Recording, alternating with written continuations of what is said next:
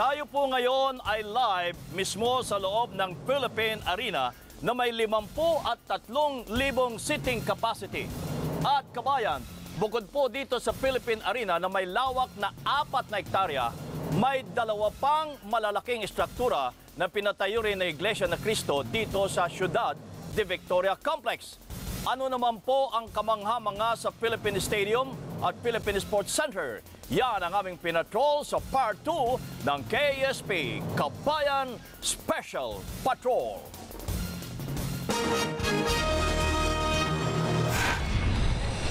Sa may 140 hektaryang Ciudad de Victoria sa Bukawi, Bulacan, matatagpuan din ang Philippine Stadium na isang open-field stadium na may lawak na 3 hektarya at kayang maglaman ng 25,000 katao.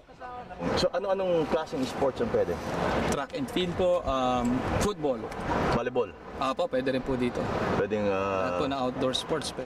Gagamitin ng stadium sa sentenaryo ng Iglesia ni Cristo dahil inaasahang may 3 milyong katao ang dadalo sa selebrasyon. Bagamat hindi pa natatapos, nasa 2 hektarya naman ang lawak ng Philippine Sports Center na gagamitin para sa iba't ibang indoor sports. May indoor swimming pool po sa sports center, meron pong indoor volleyball, indoor basketball, tennis court. May tennis court pa po doon. Plano ring ipaggamit ang Philippine Stadium at Philippine Sports Center para sa mga international sporting events. Magpapacertify po kami sa lahat ng sporting committee para mag-qualify po yung mga areas namin. Meron ding pabahay sa loob ng Ciudad de Victoria para sa mga miyembro ng Iglesia ni Cristo. Nasa mahigit 50,000 katao na kahit hindi iglesia ang nabigyan ng trabaho mula nang mag-umpisa ang konstruksyon ng Ciudad de Victoria. Oo, yung mga laborer. Dito sa paikot-ikot sa Bulacan, karamihan Bulacan. Kasi tiga rito lang. Magtatayo din ng iba pang mga establishmento sa loob ng Ciudad de Victoria. Magkakaroon pa ho dito ng educational institution, hospital, marami pa pong magiging maraming structure na commercial establishment. Tapos may mall. Kakaroon din po ng mga opisina, lahat. Inaasahan ding magiging sentro ng komersyo at kalakalan ang Ciudad de Victoria at makapagbibigay din ng trabaho para sa may libo-libong Pilipino. Ito nakakabayan magiging, sinasabi nga nila ito magiging parang magnet ng North. Sa North. Kasi gumawa ka ng landmark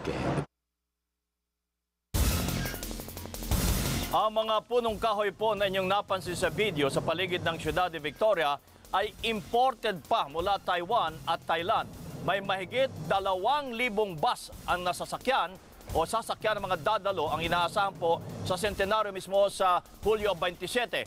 Kaya pinag-aaralan na ng kanilang pamunuan at ng MMDA kung paano susolusyonan ang maaaring maging pagsisikip ng trapiko dahil dadalawa lamang po ang daanan at papasok at palabas ng Ciudad de Victoria. Yung isa po ay nasa NLEX at yung isa naman ay nasa may Santa Maria, Bulacan.